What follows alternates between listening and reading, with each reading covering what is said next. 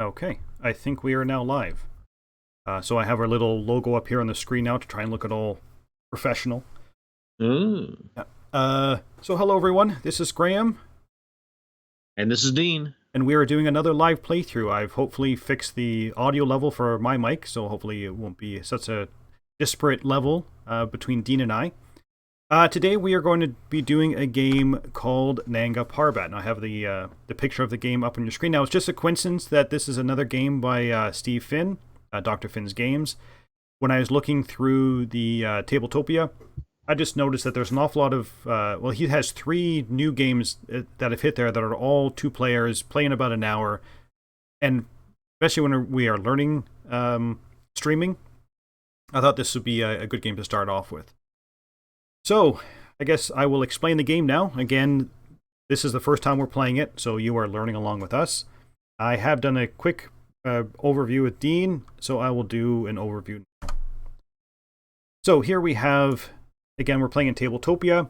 This is a very simple game. It should take about 45 minutes.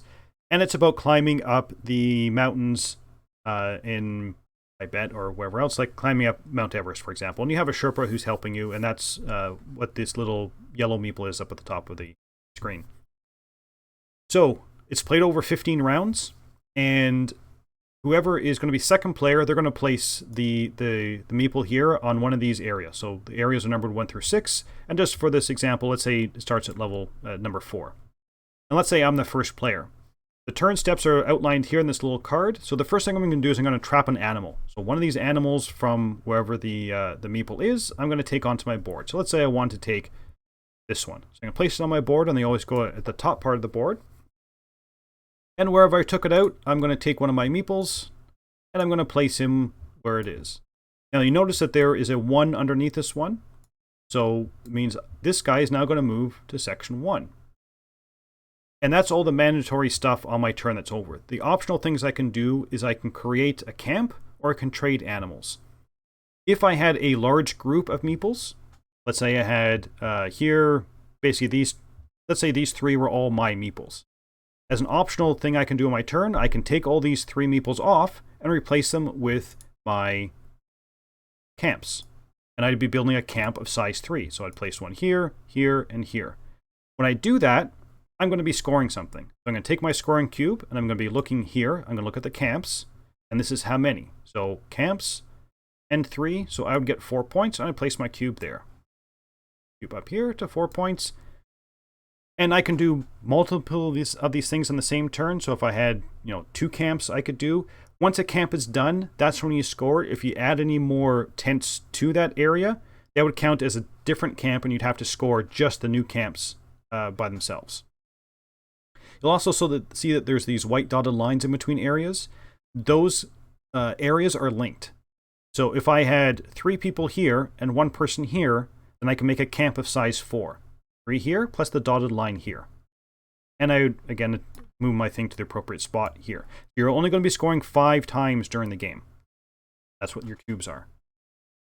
So that's one way of scoring, is by building camps. The other way to score is if you have animals. So if you have different animals, which is what this line is here, if I have between 3 and 6 different animals, and there's a total of 6 animals, different animals, I can trade them in, and again put my scoring marker on the number I've traded in. So if I discarded 4 from my board, I would take my little scoring icon and put it different animals under 4. So I get 6 points for that. The one at the bottom is the same animal. So again, you're going to be discarding one type of animal from your board, and depending on how many you discard, you could again be scoring points for this last row here. You also have optional special abilities that you can use.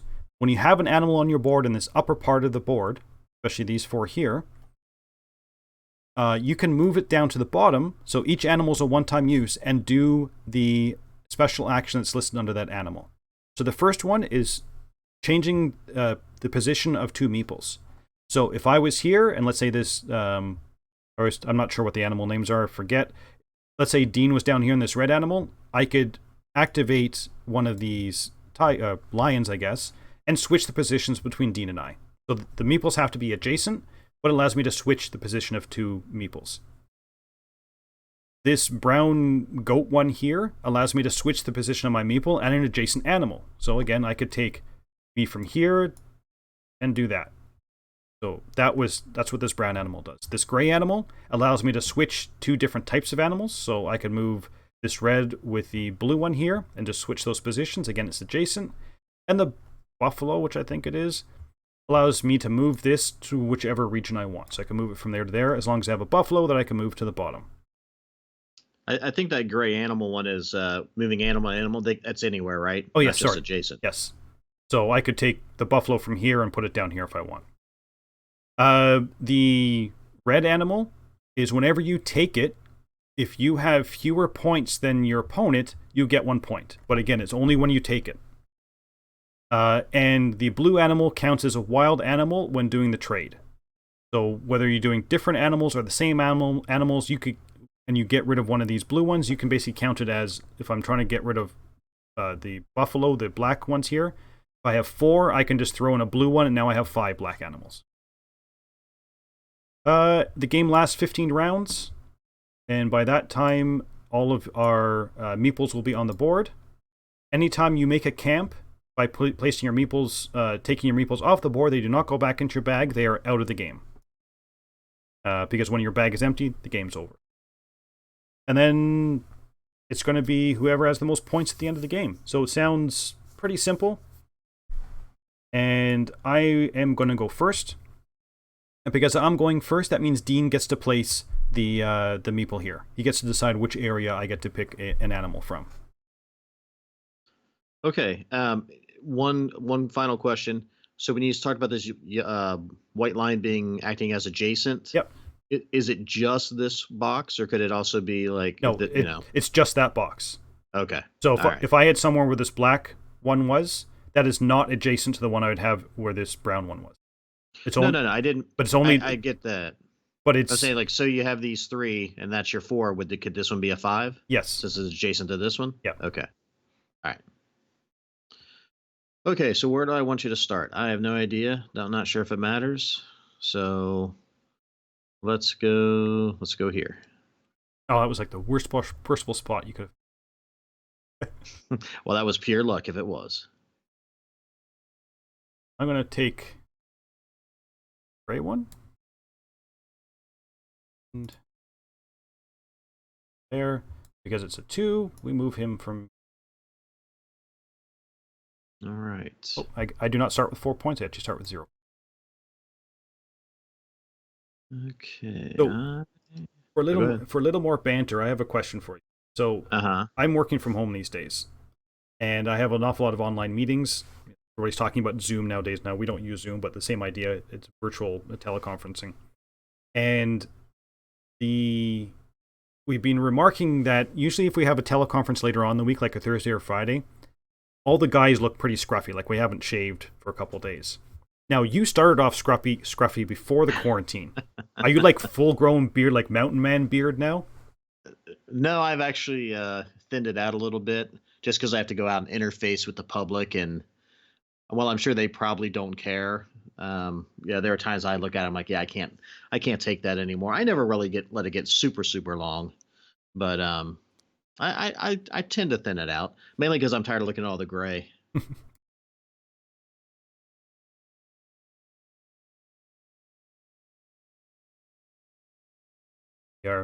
We are really embracing technology at work, which I should hope so, considering the company I work for. Right. You are allowed to look at it, like what the number is below. Well, it, right? they're numbered, so it's always going to be 1, 2, 3, 4, 5, 6. And they're all the same. Yeah. I got you. Yeah. So if you take this one off, it's always going to be coming down here. All right. Not really sure I have a strategy, which is probably my strong suit here. So we'll move you down here.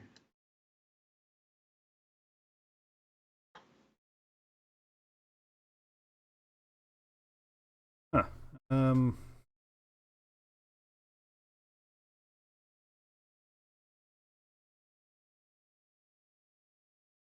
Yeah, they're trying to get us to use more and more virtual options at work, but It's not that I haven't embraced it. It's just it's not super conducive to what I need to do. I still think your company should deploy drones. We have drones, but we can only use them in certain settings, and with all the with all the local municipalities rulings on how you can use them, it's very limiting. We can't use them at any sort. We can only use them from a top-down view only. Right. We can't use them for anything to do with angles because of privacy issues of looking in people's windows or whatever. Um, hmm. Oh, and just one more rule clarification. Like if you take the animal that's on the same region that you're in, so like the meeple now in region 3, if you took the 3 Right. animal, he just stays there. Yeah, kind of figured. All right, I'm gonna go here. Whoops. I keep wanting to take that meeple by the side of my bag. Yeah. It won't let me do it. So he moves to 4. Oh yeah, sorry.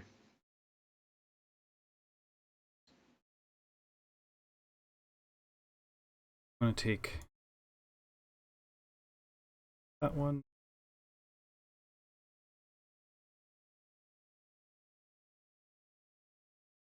Yeah, it's interesting that so Dr. Finn has put there's 3 games on Tabletopia, like new games from him. There was the one that we played last week, which was School of Sorcery. There's this one, and there's Mining Colony. So School of Sorcery just came off Kickstarter in January. This one, I believe, is going to Kickstarter. It's either in Kickstarter now, it's going to be fairly soon. This is going to come out early 2021. I haven't looked at Mining Colony, but I'm assuming that's going to be the next Kickstarter or something. So far, I've been reasonably impressed with his games. This one looks to be even lighter than School of Sorcery.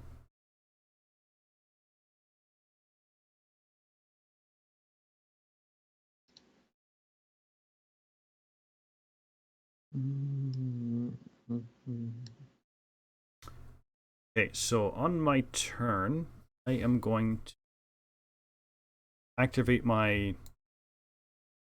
I should look up what these animals are. They are in the rule book of what the animals are. It's just... So I'm going to activate one of these guys, which allows me to switch 2 animals anywhere on the board. So I am going to switch this buffalo with that guy so that I can take that guy.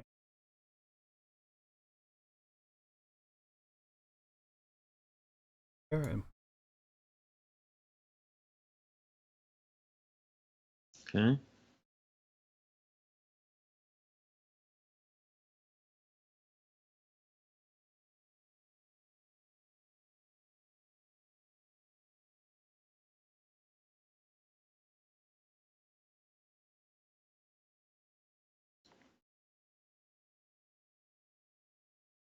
So normally when you take that, if you have fewer points than I do, you get a point.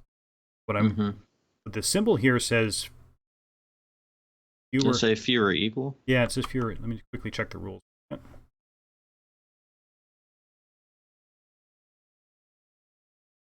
You have equal or fewer points than your opponent, you score 1 point. So you get a point for that.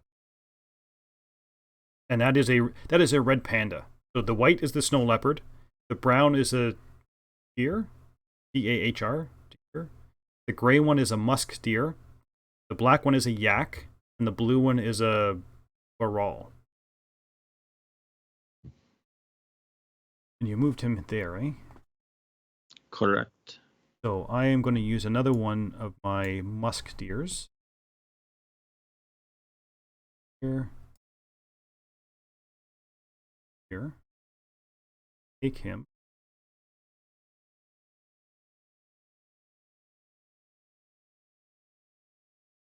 Pull off. And I'm going to score my musk deer. So I'm going to discard these guys.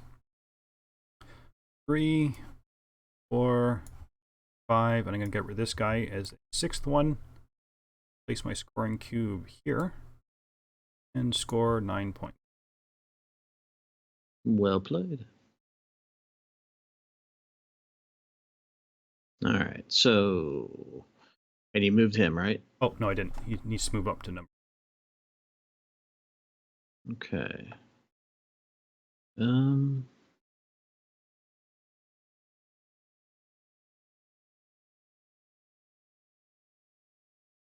All right.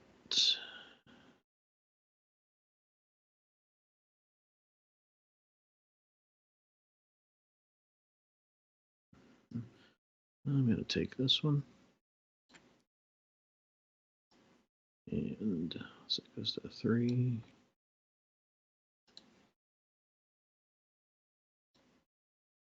Let's see here. 1, 2, 3, 4, 5. Because I can count these wild ones, right? As anything? Yep. 1, 2, 3, 4, 5, 6. All right. So I'm going to score those as 6 different, which is there. And makes me a 9 as well.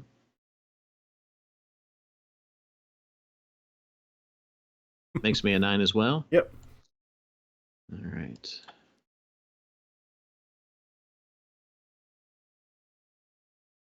All right. Hmm.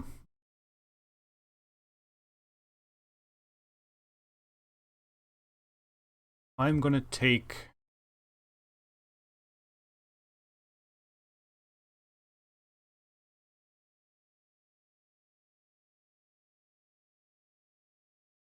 down to...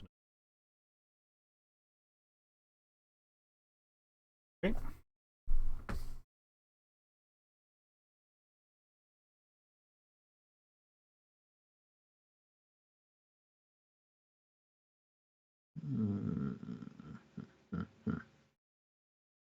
Maybe we're playing this game too fast and loose, but it says it takes half an hour to 45 minutes for this 2-player game. Maybe we're just not strategizing enough. Maybe. All right. I'm going to take this one. Put that there. Move this to 2. We are tied still, so then that's going to give me a 10. Whoops.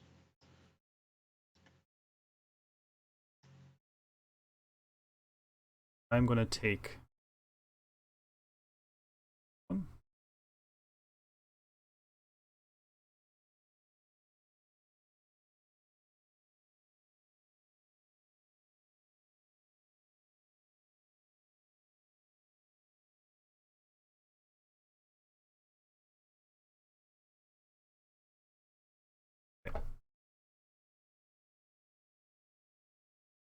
Okay. All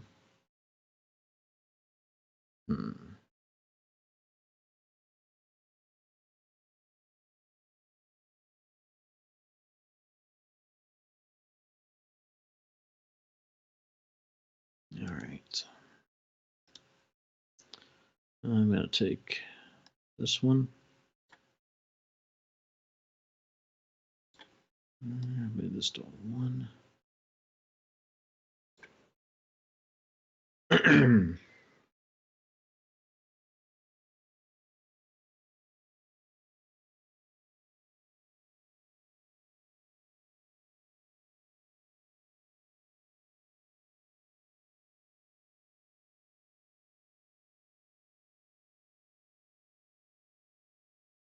Hmm.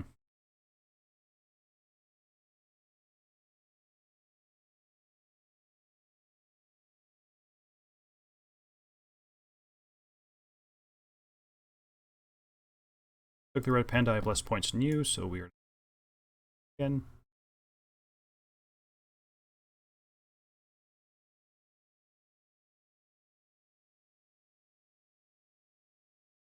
I'm going to score... So I'm going to convert these guys into a camp. Off.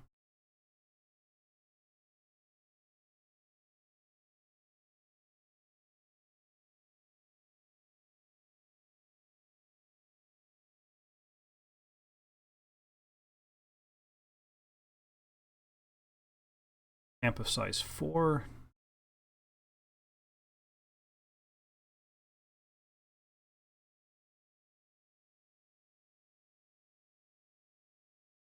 Five. Okay.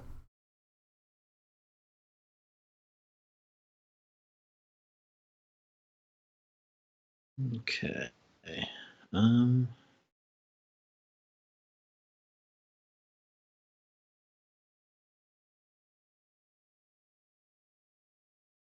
All right. I'm gonna go to. I'm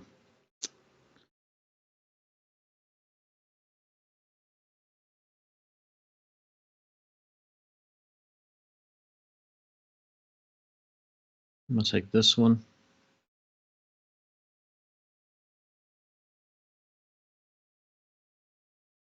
No.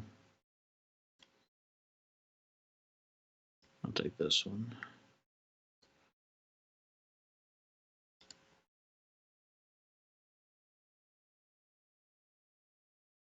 So 4.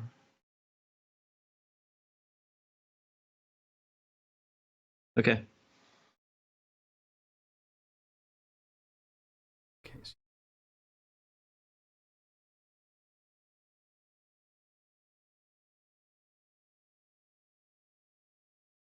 I'm going to take...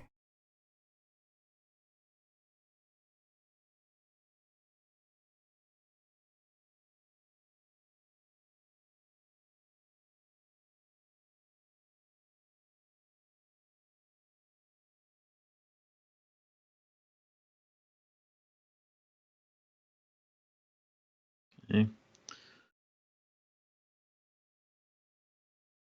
So on the animal conversion, the meeple to meeple, that's adjacent. Yeah. The meeple to an animal Jason. is that just your meeple, or is that anyone's? Is it I believe it's... anyone's meeple? No, I think it's just your meeple.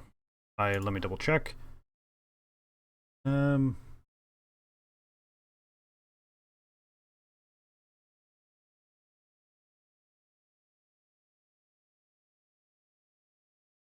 To switch the places of a hiker and adjacent animal.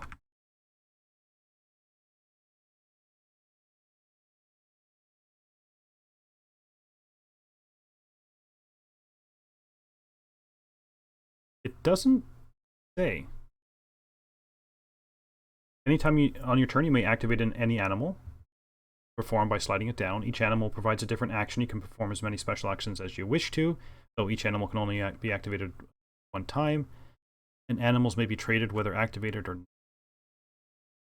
Then for the brown one, it just says switch the places of a hiker and an adjacent animal. Gotcha.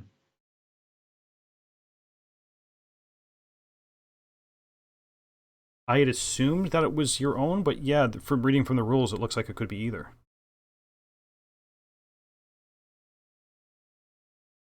Okay. Oh, go ahead. So he's sticking on 3? Oh, wait. Yeah. So, yep, it was 3. Oh, okay. I guess I'll be taking... Doesn't do me anything.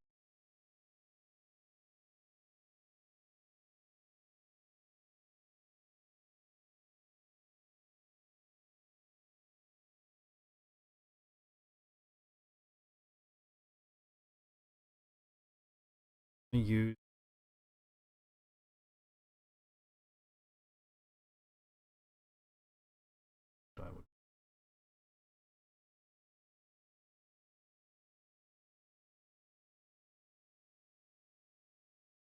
my leopard. Flop.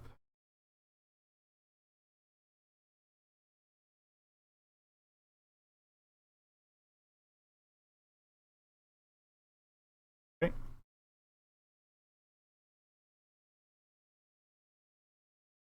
All right. Then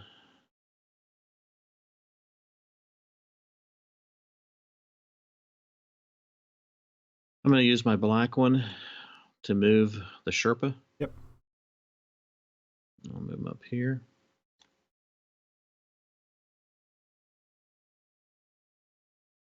And I will take this one.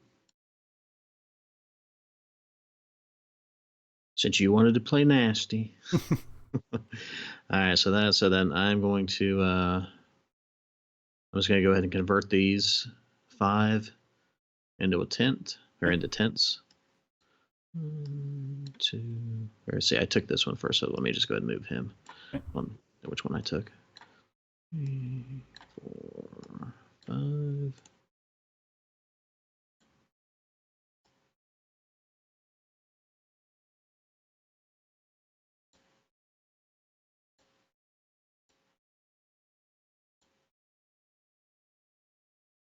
Okay.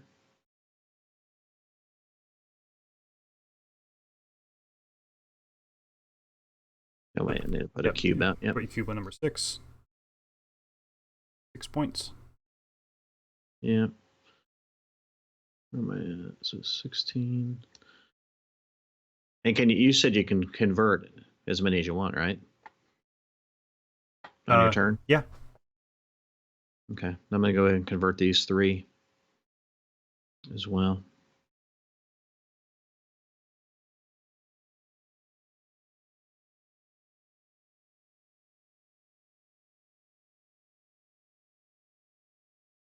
Oh, no, sorry.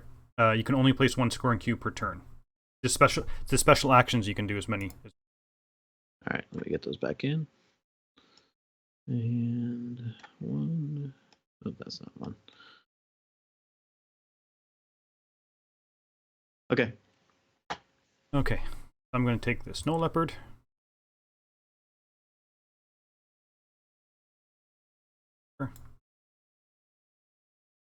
And then I'm going to use the snow leopard. Switch these 2 guys around. I took the 6, so he 1, 2, score.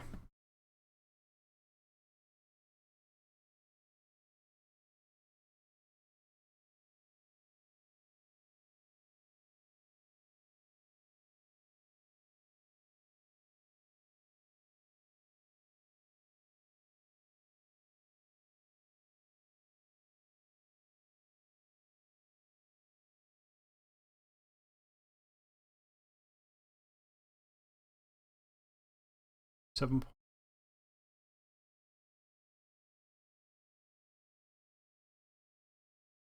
Okay.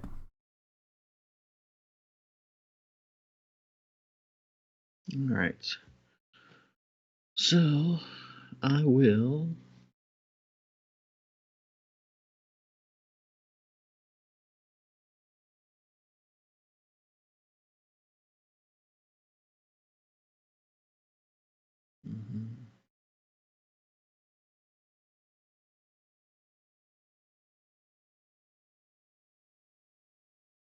All right, I'm going to take. Nope, take that back. I'm going to take this one.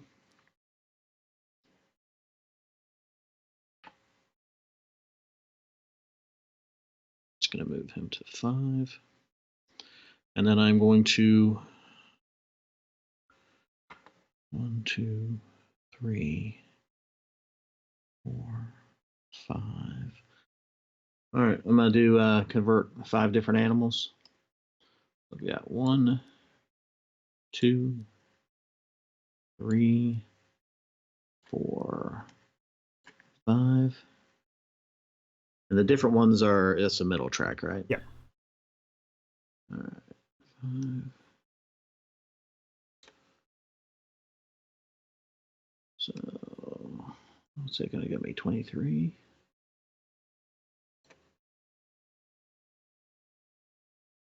It's down there, right?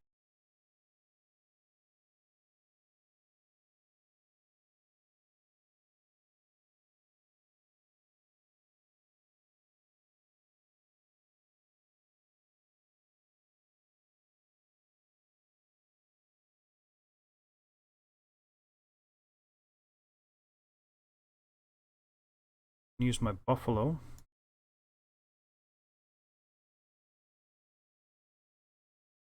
Take the red.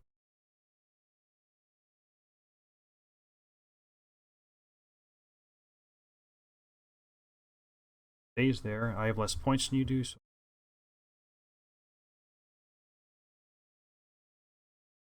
Okay. All right.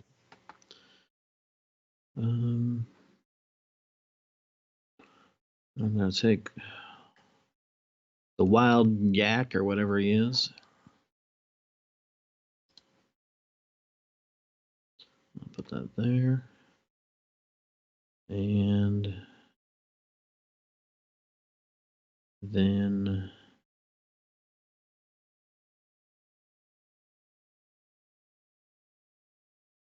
let's see, what was that? Was a 5. So it's gonna move him there. I'm gonna go ahead and Are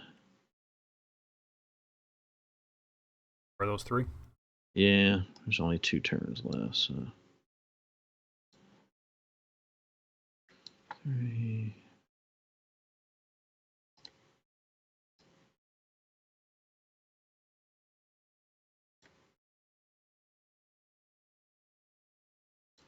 So then that gets me 4 points. So 7. All right. I am going to use that guy.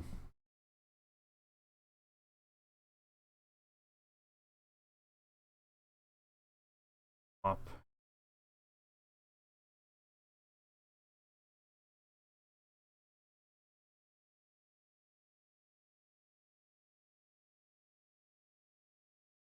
Huh. Okay.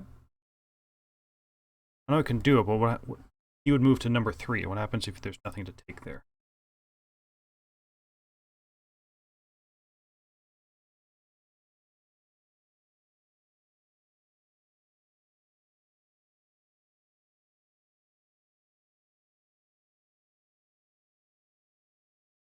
Oh, okay. So there's no animal in the space where he is. You have to move him to a spot where he is. So if I move him to 3,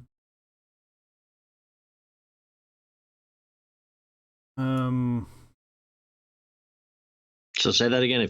So he goes to number 3. So if I move him to number 3 and there's no animals to take, then you would have to move him to another spot where there's at least one animal to take. I got but you. I'm not going to do that. So I'm going to go down here. So I swapped those 2 guys. I'm going to take the panda.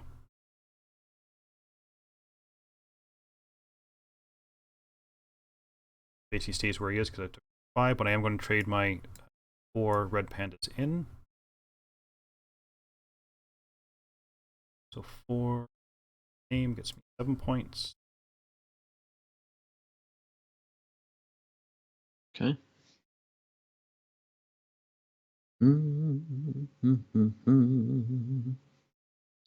Alrighty. So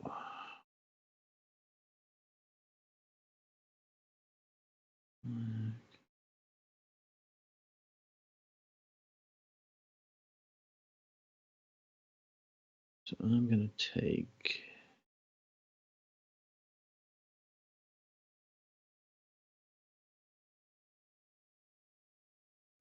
this one.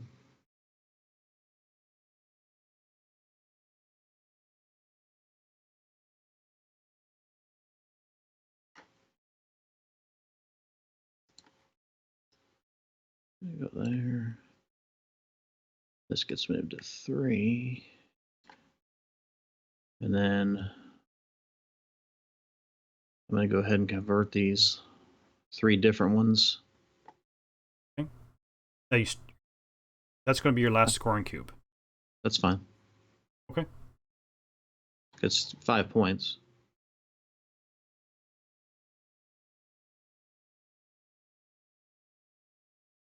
So, and there's only 1 turn. I mean, unless you've got, there's only 1 turn left. So, okay, so I have to move him somewhere else.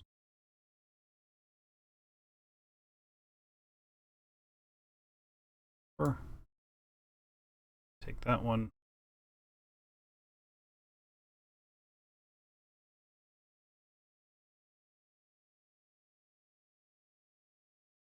I'm going to trade four different ones.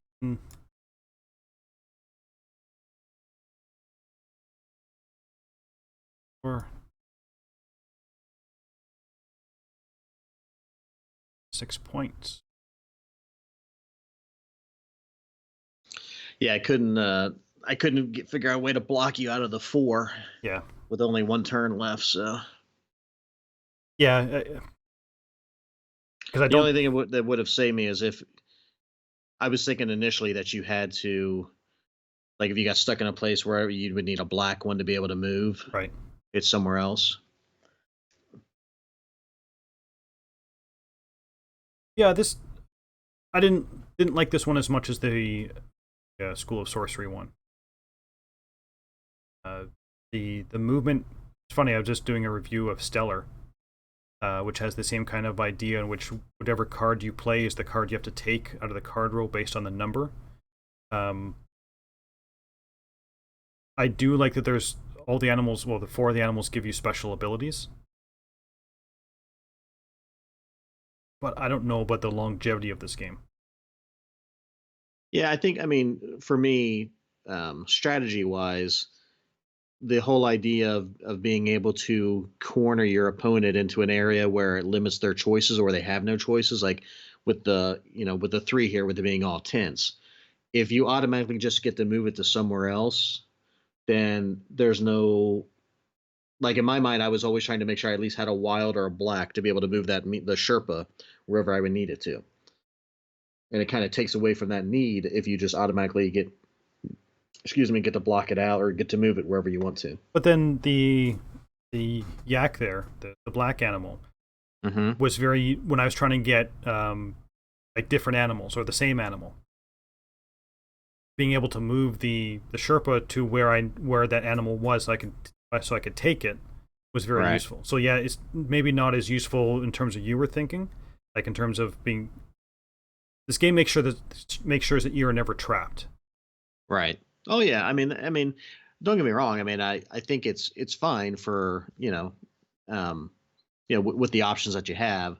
I just at I don't know. I was just, it almost gives you a basic out if you get to automatically move it if the place is filled up. It takes a little bit away from the you know kind of the strategy of just trying to block your opponent in. But I didn't do a whole lot of moving stuff around as much as you did, mainly because of the animals. Like I couldn't get the I couldn't get the brown goat, that I wanted or whatever. But Right. that's also, I think, part of the strategy. Is early on, our first two moves were to turn in what, 12 animals. I think so. Yeah.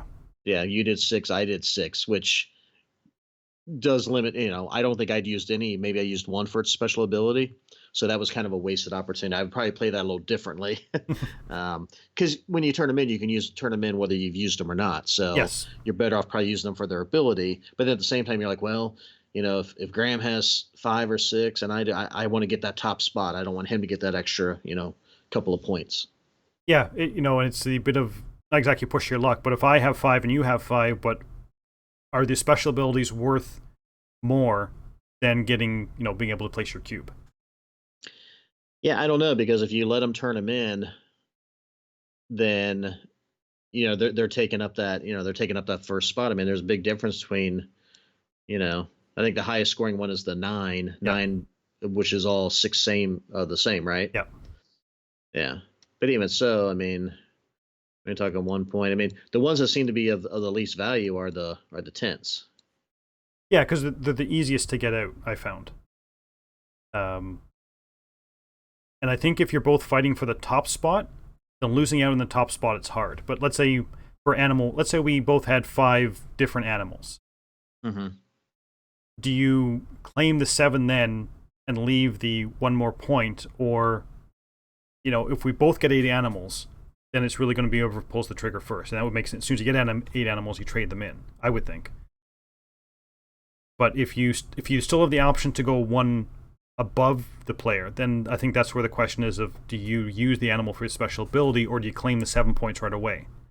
Yeah. Because if you claim the 7 points right away, then you're leaving the 8 open, because you'd have to kind of rebuild back up to 6. So that special ability that you're going to be using, who knows? Well, and I think so of the red pandas, I think I only have two. I know I scored 2 points on both of mine. Did you get 4 points or just 3 points for your I think four? I just got 3. Yeah. So, but still, I mean, that's the difference. That's a 1 point spread. Yeah. So, I mean, it was fine. Yeah. I mean, I don't know. I mean, maybe because we were kind of rushing through it or whatever, we didn't quite explore and I don't know if there's a ton more strategy to explore. I mean, I'm other than not turning in animals so fast and using them for their abilities. But I used, I'd have to go back and look, but I think I used, maybe 25-30% of my animals for their special abilities. And I don't know. We did rush through it, but we still took us half an hour to play. And the game says 45 minutes. So, it's pretty close, but we were kind of rushing through it. But I also think that the only thing maybe we've done differently was at the beginning of the game, taking a little more time to kind of maybe get an overall strategy, like, oh, I want to get all the red pandas, or I want to set them out. But I don't think it did us that poorly. We ended up with, you ended up with 32 points, I ended up with 36 points. Right. I don't know. Well, and I'm looking. I think I only used the special abilities of the black one. I don't think I was gonna use the one of moving meeples up here, but then you went and switched something up and kind of changed that strategy, because then you converted your tents or whatever right away. So that kind of changed where I had to go. But yeah, early on, it was honestly just a fluke at the beginning that I ended up with 6 different animals. Right. I wasn't intentionally necessarily doing that. I was just it was kind of luck of where you got sent to. I was more trying to get meeples maybe lined up for the tents. But yeah, I mean, I definitely didn't utilize the special abilities nearly as much. Yeah, but this is the type of game, again, I don't think I'd rush out and buy this game. But if I was at a con, for example, and we were looking for a reasonably quick filler, this one still had some thinking to it. I mean, as you watch the playthrough, you'll notice that at the beginning of the game, Dean and I were taking our turns very quickly. Then it starts to slow down as you're trying to figure, okay, now that I have a couple animals and a couple tents, where do I want to go next? That's when you start thinking more of the strategy as the game goes along. So the last couple of rounds are definitely going to be longer. So it's a bit more thinky, but still, I think you're going to be done in half an hour to 45 minutes max. Yeah, and I think for a Tabletopia game, if you've got an hour on a weeknight, easily you could throw this one, pull this one up, play it. Even if you had to teach the rules to somebody, you can teach the rules in 5 minutes probably. But once you know them, you could knock this game out easily, in an hour less. And it's easy to interface with Tabletopia on this one too. It's meeples and a couple of cubes, so it's pretty user friendly. Yeah, this one is definitely one of the cleaner games we've played in terms of easy to manipulate everything, except for Dean putting his cube on top of my cube. But other than that, well, that wouldn't be any different if it was live either. Okay, so that was Nanga Parbat. Again, I don't know when this is coming to Kickstarter, but it's not available yet. But I would say if you're interested in this game, it's free on Tabletopia. Give it a shot. Like I said, like Dean said, if you've got half an hour in a weeknight that you want to have a quick game, this is definitely one that's worth playing. I don't know whether people have used Tabletopia before, but there is also a pass and play method you could do. So if you only have one machine, you can do a pass and play. So I think it's called Hot Seat. One person takes the turn, you pass the computer to someone else, and they can take the turn. So if you can't find anyone online, and Dean and I were kind of joking before we started playing, Dean and I have been playing on Tabletopia for, 2 years now? Yeah. Something like that. Normally, there's like 5 to 10 people online when we're playing it. How many did you say there was today? Like 1,500? Yeah, it was like 1,500, which, again, I mean, it's like a ghost town most nights, and we've always said, if you're getting on Tabletopia hoping to find a random person sitting there waiting for a game, not necessarily the best platform. So if you coordinate your game ahead of time with someone and just meet them there, it works great. And I was shocked when I pulled it up today and saw 1,500 people were online. Yeah. But yeah, so I think that's going to wrap it up for today. Like I said, this was a fine game. I enjoyed it. I know I'm not going to rush out and buy it, but definitely one that I would play again if given the chance. And again, try it on Tabletopia. It's a great way to try these games. And again, not exactly sure when it's going to be available, but it's available now on Tabletopia. Yeah, check it out. I enjoyed it. So hopefully you are enjoying these. We're going to try and do another one maybe next week. We'll see how long we can keep this up for. Actually, let us know when you hear this, and we'll probably ask again on the next podcast we do. I've been looking for games that are on the shorter side. So 45 minutes to an hour, figuring that people wouldn't want to watch like an 8-hour sprawling marathon of a game. But there are one or two heavier Euro games I've been looking at that I wouldn't mind trying. One is called Pandemane. We had talked about this one before. It was on my Essen list. It failed its first Kickstarter. It's back on Kickstarter, and it's up on Tabletopia now. So that's one I would like to try, but that will probably last, 2-3 hours. And I'm not sure whether people want to see that stream or not. So let us know. Do you want us to do more shorter stuff or longer stuff? You can always let us know on Twitter at Four Corners Board or across the game board at gmail.com. Or if you want to reach out to Dean and say, Dean, you need another partner to play with, where can they find you? You can find me on Twitter, Board Game or BG. What the hell is it? Board Game Chats, BG Chats. My God, I'm losing my mind. I think it's BG Chats. No, it's Board Game Chats. Board Game Chats. Yes. All right. Well, check either one just to make sure. Or just send an email to boardgamebuffetpodcast@gmail.com. Okay, so with that, we shall wrap it up. So until next time, talk to you later. See ya.